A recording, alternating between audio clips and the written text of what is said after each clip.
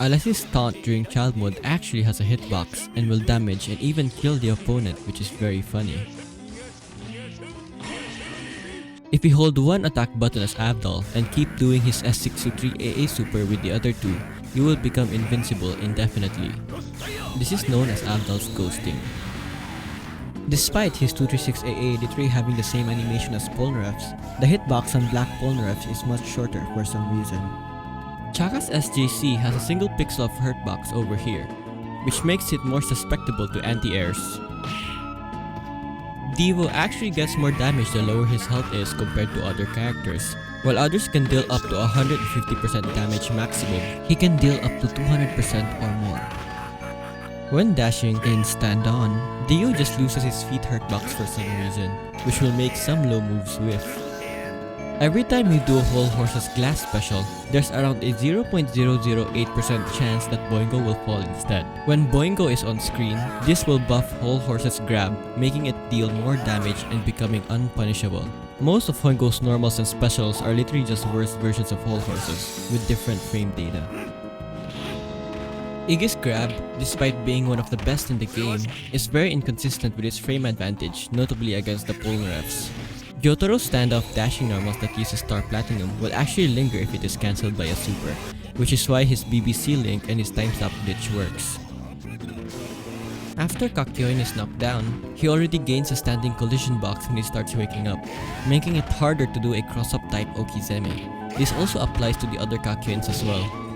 If you somehow get hit by the back hitbox of Khan's 5S, you will be sucked in with every hit, effectively being able to combo every hit.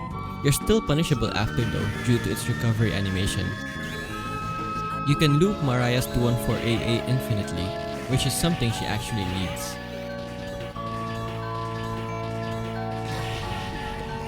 Some of Midler's stand-on moves are considered to be in remote mode for some reason, which means she'll take twice as much damage when hit. One of New Kakyoin's 5 poses during his specials has more recovery than the rest, meaning that some combos just straight up doesn't work when it appears. Yes, there is a 20% chance you'll just drop a combo because of this point pose. All Joseph's 2A is not a low, but it becomes a low in stand-on. After Pet Shop is knocked down, his collision box actually disappears when he starts waking up, meaning you can do some nasty character-specific cross-ups. Polnareff's Requiem is arguably the worst super in the game, having no real setups, taking away 3 bars of meter, mediocre reward, and the slowest and most obvious startup. If you mash your attack buttons after selecting Rubber Soul, a random beetle would join him in the fight. Though it really doesn't affect the game in any way whatsoever. Unlike Dio, who has no feet, Shadow Dio just has no legs in the air, making it very hard to anti-air him.